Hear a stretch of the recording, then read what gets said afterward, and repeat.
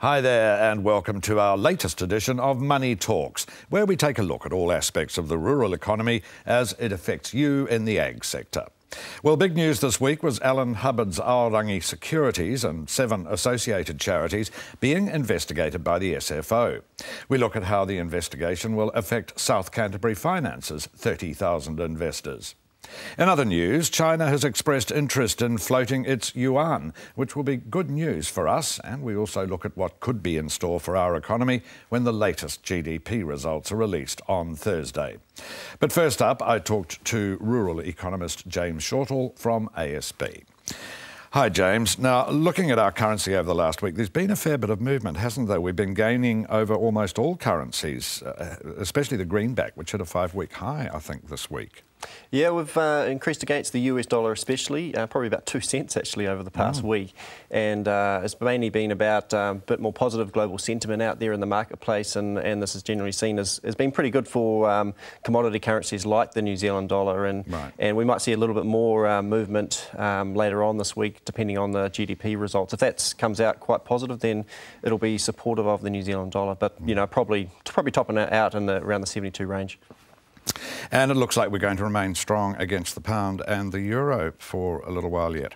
Yeah, we're picking that eventually against the US dollar, then we will track back a little bit as US interest rates begin to increase. But against the pound and against the euro, that's probably not going to happen. You know, overnight we did pull back a little bit after the release of the UK budget, but really the economic issues are going to hang around for quite a while in Europe and in the UK, and that's going to have an effect on their economy. So, you know, we're picking that probably over the next couple of years, then we're going to be strong against both of those currencies. So that's quite going to have an impact. I mean, when you look at the Europeans, then half of the European sovereigns are no longer AAA rated, so that has a big impact on things over in that part of the world. Indeed.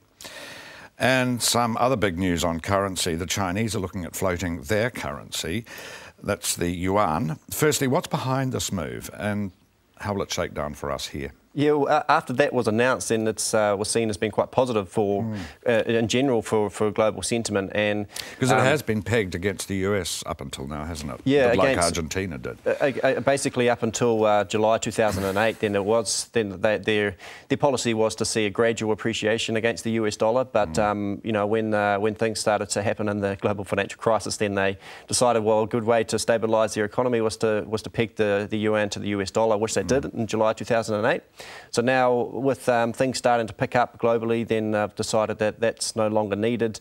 They also want to concentrate more on an internal consumption. Consumption as a part of their GDP has actually fallen from 45% down to 35% over the last 10 years. So, you know, really they have become quite reliant on exports, and, you know, when you're in a global recession, then reliance on exports can be a bit of a risk to your economy. So, you know, they're making a few changes, but, you know, realistically, they're going to move to a sort of gradual appreciation against the US dollar of around 5 to 6%.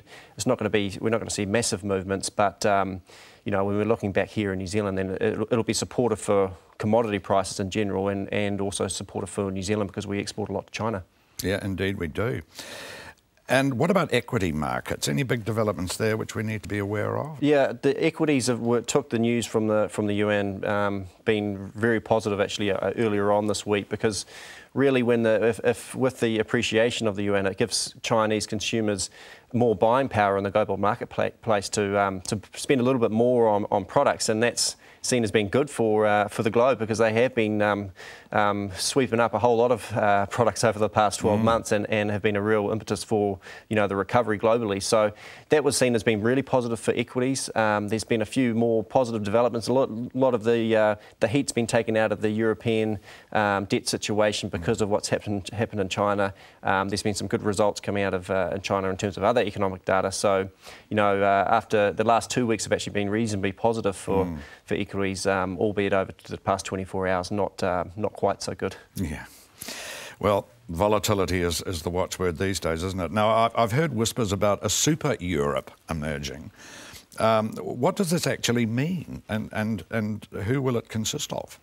Yeah, well, it's quite speculative at the moment, and really the way that I see it, it's sort of looking at the northern European countries that are in good financial strength and separating them to the ones that are sort of around the Mediterranean and struggling a little bit at the moment. So the countries that potentially may be involved as 6 countries, France, Germany, Holland, Austria, Finland and Denmark. And they're all the countries that have come out of this looking pretty good. They've got their deficits under control, their debt levels are under control, and they would potentially look at taking a different currency of their own and separate themselves from some of the other countries that are struggling, because they're all in the euro though, aren't they? They're all in the euro, and they sort of see that there's a real risk if they can handle a Greece failing, but a Spain failing, then that's going to have a much bigger impact on their own economies, and it also allows them, those countries to see a potentially different currency to float down against a lot of other places. But I mean, this is quite out there. It's a long way from happening, and it's only quite speculative at the moment. So not expecting to see too much change yet. Now, turning our attention to the individual sectors, beef has had strong demand in the US, with May seeing the biggest increase in demand of any given month in the last 5 years. So what's been behind that?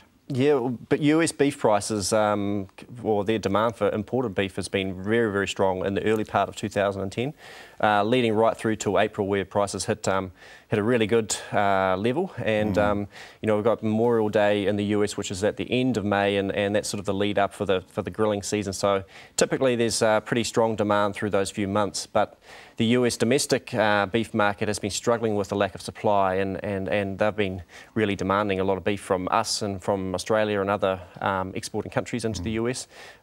So that's really what has been behind it. But US beef prices have actually pulled back a little bit over the past 6 weeks, and there's a few uncertainties in the mix there. I've been pretty positive about the US market for some time, but now I'm just getting a little bit nervous about it. Well, thanks for that, James.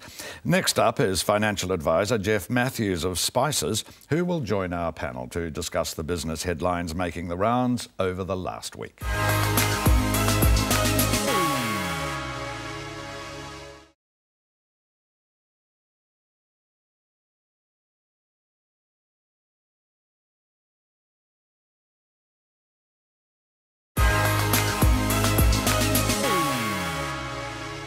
Welcome back.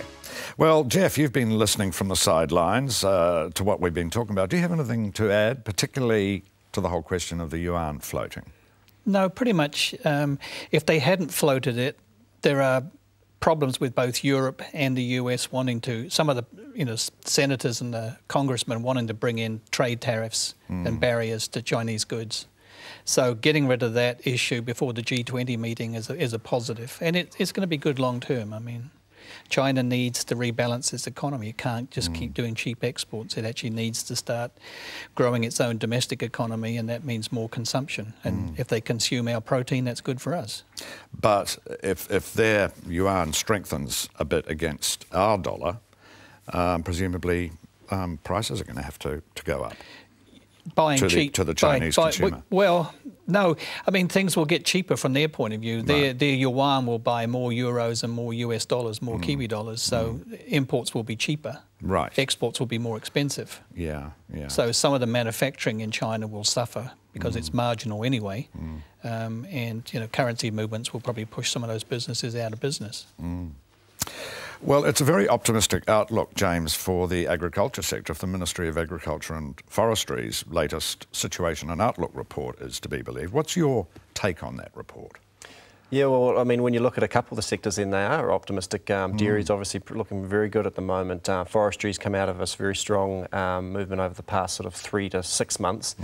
So there's some real positives out there in terms of some of the other sectors. Then they're probably going to find a bit of trouble over the next couple of years, and that's mainly currency related. When you consider what's happening with the dairy industry, then you have been seeing such a big boost out of some of these emerging economies, and in general that's really given a good kick along for dairy, whereas sort of the more traditional beef and lamb markets end up been struggling because they're traditionally we export